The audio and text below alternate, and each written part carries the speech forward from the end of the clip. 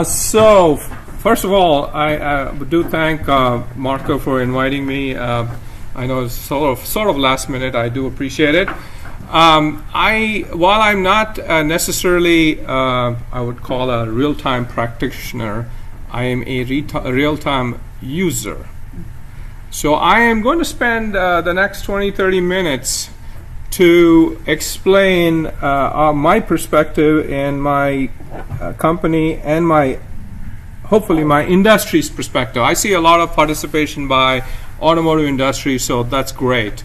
And I just wanted to also put in a little bit from our aerospace domain, a little bit, mostly in the area of unmanned systems.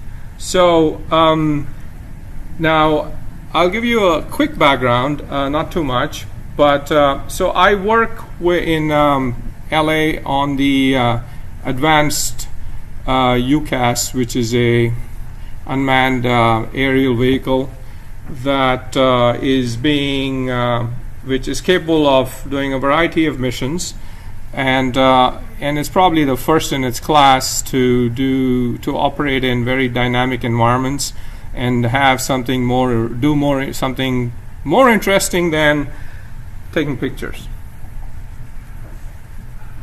Though that's interesting too. So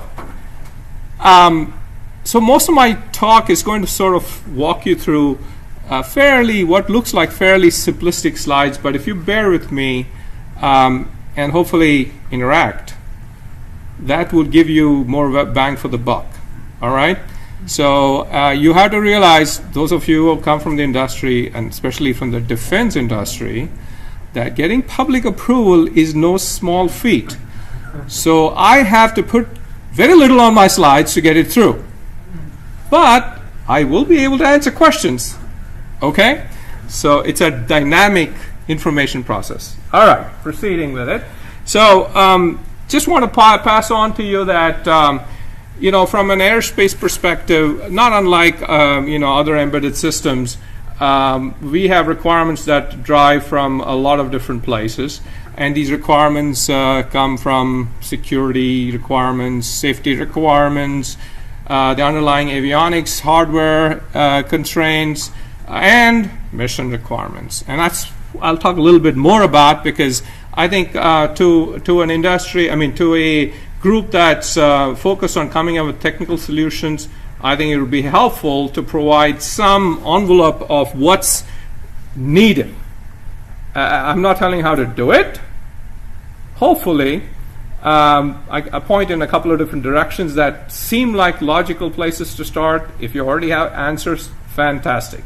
However, it's more about trying to identify that set of functional requirements that would impact scheduling, and schedulability. Why schedulability? Well, obviously, because, on multi-core, we don't have effective ways that our certification customer approves, agrees that that's a way to do it.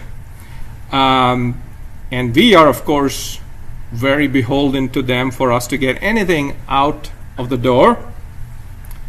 So it's important for us to make sure that whatever technologies we put in has a eventual pathway for certification. Now, you may ask, what is certification? Because some of you have certain perceptions of certification based on your technical area of expertise. Some of you have a very broad view because you've worked with government, and therefore you're suitably chastised. Therefore, I will say that for us, the bottom line is we have to get the vehicle to a place where it can fly in national airspace, which is civilian airspace, as well as perform in a mission airspace, which is not controlled by FAA, ICAO, etc. Don't ask me to characterize that space. I'll leave it out. So, enough to say that the number one item out here, they're all related actually, but the number one item out here, which no doubt many of you are aware of is mission complexity begets software complexity. I'm sure that's general agreement. You wouldn't be here otherwise. And I was in another talk just half an hour ago where there were mostly software guys doing cool software things. And I'm just trying to tell you that, there's this general, in CPS, sometimes one forgets that all of these things have to work together and be certified for at least some of these avenues, whether it's automotive or aerospace. We have the potential to harm a lot of people. So we do it in bulk, by the way. The automotive industry is still struggling to have that impact. They can't kill too many people too quickly. We can. Next time you get on a United flight, which is autonomous, think about it. Okay, so on the bottom, I just put in a plug. It's more than a plug because I want to tell you that at least in the air system side, we have, our company has sort of been somewhat pioneering to some degree, and I would say that with some humility, and I will see why. Sort of a family of systems. I say family because at first blush you say, well, that's pretty. Most of them sort of same do the same kind of thing. However, they have starkly different missions, and there is a sort of an evolutionary pathway here. What came first? What came next? Even though the middle two look similar, they have vastly different missions. The middle two, for those of you who recognize it, one is on this side is the Global Hawk, which you probably heard about. It did some of the, it did some of the remote scanning, looking for survivors in the Japan disaster a few years ago, if you might know. And then the other one is actually a Triton. Triton is a Navy vehicle. The Navy vehicle is interested in looking at water, and therefore, and things in the water and underwater. Therefore, they have completely different missions, even though they are essentially physically the same truck. They look the same truck. They are the same truck. In other words, the air vehicle platform is the same. That's what I'm saying. The internal avionics, what it does, is pretty different. Okay. So so this brings up an interesting question. From a software perspective, every one of these instances are completely different. They have completely different requirements, and the underlying timing requirements are also different. I'll come back to that in a bit. I put this up there because it sort of tells you in all humility that we don't have most of the answers. And this is an important problem for safety. How do we attribute cost and impact, whether it's a car or an aircraft that's unmanned? So I'll jump through a few of these slides quickly because I drew these from my larger presentation, so I'm going to jump a few. Like I said, this is a great opportunity for you to stop me and ask me if you feel this is of interest to you. But I think the takeaway here is I'm trying to define for us what autonomous operations means, what are the parameters that are important to us, if you will, and some of the key challenges. And I have more slides on these. These are the things that sort of tie in. But if there's a particular thing that piques your mind and you want an example, I'll be happy to show you. And basically, as part of this talk I gave to a software resiliency group, is that we were looking at software resiliency awareness as a means of containing behavior. Now, why is that interesting?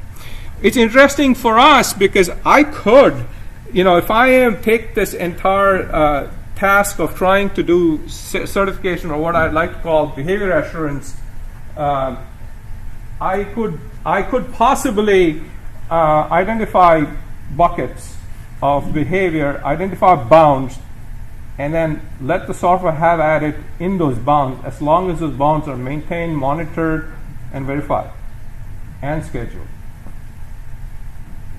So normally, our customer community looks at software complexity as a bad thing, high testing cost, difficult to understand, all kinds of stuff goes on there. Just they don't understand. That's not good. Having a customer who doesn't understand what you're trying to do. Bad idea. So it's in our best interest to make this as transparent as possible. So part of this approach is to focus on technologies that help the certification battle, if you will, and both in the functional domain, which is what I talked about, and in the temporal domain, which is what I'm talking to you about. Okay? So. You wanted to be interactive, so I ask a question now. Absolutely. A comment. So within the avionics industry, which is basically what you're touching on here, the certification process is very robust, and the certification authorities don't understand the equipment or the software or most of the stuff that you're certifying. They rely upon checking things off, basically. And I think that needs to be very well understood by this group, that it is those within the industry who are the experts, not the certification authorities, and they rely upon the fact that the people within the industry are those experts and that they prove things to themselves before they bring them to. So I didn't pay him any money, by the way, for saying that. So absolutely, and I think that it makes my point that look, we've basically sold the government and a bunch of people a bill of goods, saying that if I have, for instance, in flight controls and flight systems, if I have this type of guidance and navigation and control software, I can model it. It's almost linear, and this model predicts everything. And I need a few test points, and I'm done. That's how we do flight certification right now. And it's true, and it's mostly borne out, except when things crash. But then it's pilot error, right? So, and all of that certification, whether it's 178, ABC, anything else, mill standard, they are process oriented, as you said. You're supposed to check off how you do it, what are the processes you follow. Nothing about the functionality. What's safety for you? So now we are sort of at a nexus where the system is essentially changing, where the construct of safety needs to be re-examined. And then if we want to continue with having process-oriented verification and validation, fine. In my opinion, we need a more holistic approach, and I have a slide there, so you sort of bought into my slide deck. But I will get there in a second. It has to start not from when you finish your software and you're going up and trying to prove to a certification authority, hey, look at all these test results. No, you have to start further up the chain, the development chain. So requirements, design, software implementation, verification, and then you put it together in a certification case. It's a holistic look. And if you don't do that, you can't take advantage of formal methods, you can't take advantage of design guidance, technology. If I design software that intrinsically, both composable and safe, it won't show if I don't have the right testing. And if my test space is combinatorial, how can I test it? Enough said. So, and again, this group is very familiar with these type of things, and I won't bore you to death. But clearly, most of the avionics constraints have less to do with necessarily performance, more to do with how it integrates, what it has to show, what it has to be certified for. Yeah, you have a question? Yeah, just on the word carrier. Can you explain what it means? Oh, sorry. One of our customers is the U.S. Navy. So the carrier has been in the news recently. Oh, it doesn't mean actual carrier. It doesn't mean something. That's the carrier. Okay. Not a communications carrier, but a vessel. Okay. So I'm going to jump through a couple of these. So my point is that safety, as I said, is a concept that we need to re-examine and maybe expand to something like a behavior assurance. Why? Because primarily safety is about proving that your system is predictable, whatever that means, and doesn't do bad things. How do I quantify that? That's an NP hard problem. In fact, I would even say it's impossible. I want to let that sink in for a second. So that's precisely why we have process-based approaches. But I'm suggesting that if you don't have the right definition that you're shooting for, the processes won't capture that necessarily. And we do need to have some semblance of what our target state is. So there are some approaches out there which look at behavior assumptions, both temporal, which this community is interested in, and functional, which then you establish an expectation of behavior, and then you identify what your likelihood, probabilistic likelihood, that you're going to achieve that in various phases of the mission. Now that is something I can handle. Yes, sir. Actually, I think a few years ago, the National Academy of Science convened a study. It's called Certifiable Dependable Software. As you may suspect, there are quite a few academics in addition to FAA people on the board. And none of the academics, and including all the engineers, they all hate this process-based approach, think that thing is nonsense. Then we have to respect the data, correct? If you look at accidents, fatal accidents per million mile, it's dropping. You notice that? So it is so bad, right? It's checking the box is so bad, it's so terrible, it's so unscientific. Why the crash? So I mean, that actually was a major investigative topic, right? We don't like it, but we respect the fact. So we said, wow, all right. So to make a long story short, what we found out essentially is a refinement of the form model plus a safety culture. So what I'm trying to say is that if you want an experienced surgeon or you want a man on the street to operate a blade, you make a correct choice. So it turns out the process-oriented approach, with all its deficiency, it fosters for some well-managed company a safety culture and a core set of experts like yourself or like others in the industry. Now, that said, we see simultaneously a huge shootout of software-related incidents in the airworthiness report. That means all kinds of glitches. Thank God there's a pilot on the board. Okay, so all right. So in some sense, is that the fail has not been penetrated. The last-ditch defense, the pilot, the experienced pilot.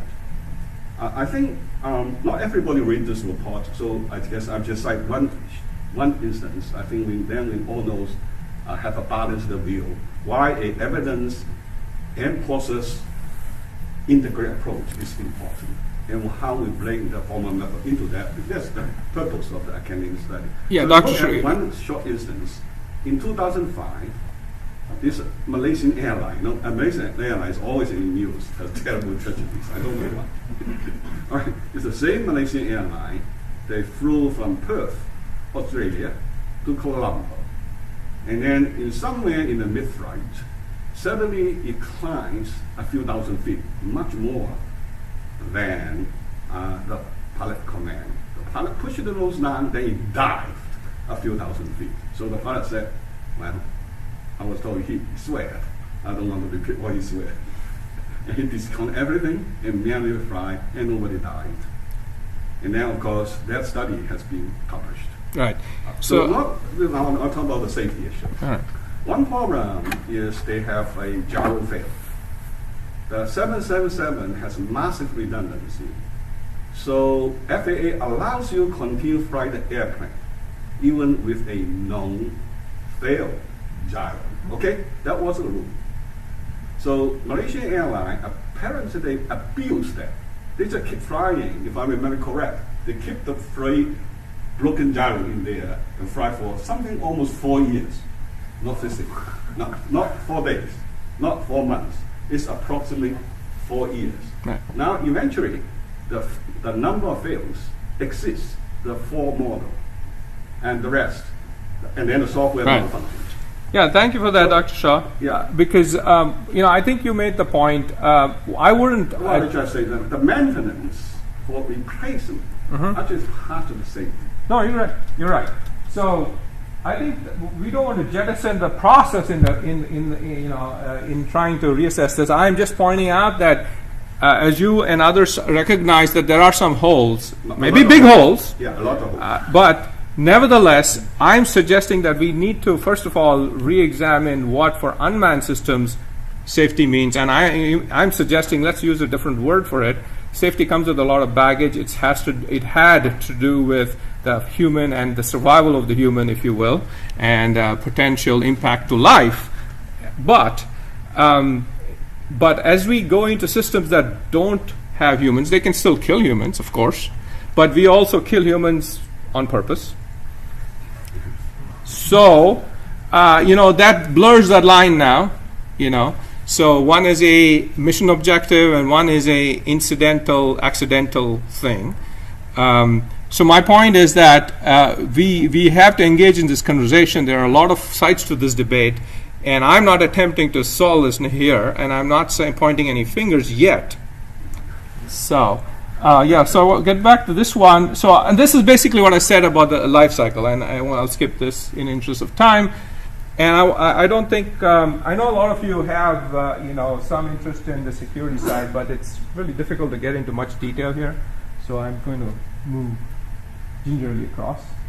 And of course, this is another area that will start to impact, from a timing perspective, you're starting to see certain layers being introduced, whether it's in middleware, that start to impact overall latency. End-to-end latency, not necessarily timing per se, but the overall latency is now being affected at the application level. And so that's something when we're looking at frame times for maybe level B process, we want to look at and say, okay, well, do we really need to do it in a particular way? And there are obviously significant advantages to doing it, let's say in a particular software approach that mandates a middleware, for example. You always want to keep in your hip pocket, I want to get rid of the middleware, I want a single integrated embedded application that ties directly to an RTOS, and you're done. Maybe. It's an overall equation that you have to solve here. So that's sort of what I'm referring to here. Yes? We take, for the sake of time, we take questions at the end, otherwise we're going to run out of time. Thank you. But do remember it. I'll finish it rather quickly now. So basically what I wanted to show you, since some of you are probably not quite familiar with the kind of edge. I mentioned bounds. Bounds, in effect, you're looking at traversal across the boundaries, which implies edge cases, right? So what are the kind of edge cases that are immediately of interest? Here are some of them. So one of the most obvious things when you have a distributed control approach, you're talking about communications.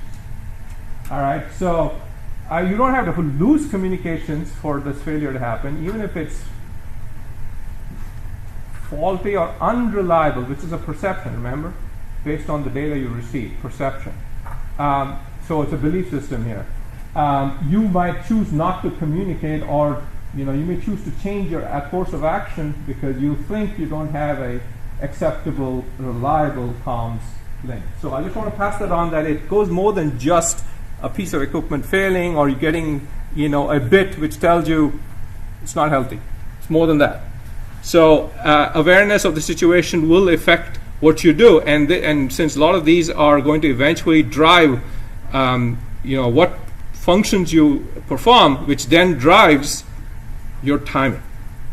So I'm sort of coming to a basic point that in order to do certification, you're going to have to look at all of these pieces together, and we want to be able to do these type of things. So we want to be able to obviously respond to a dynamic change. We want to be able to, in that process of responding, we want to make changes.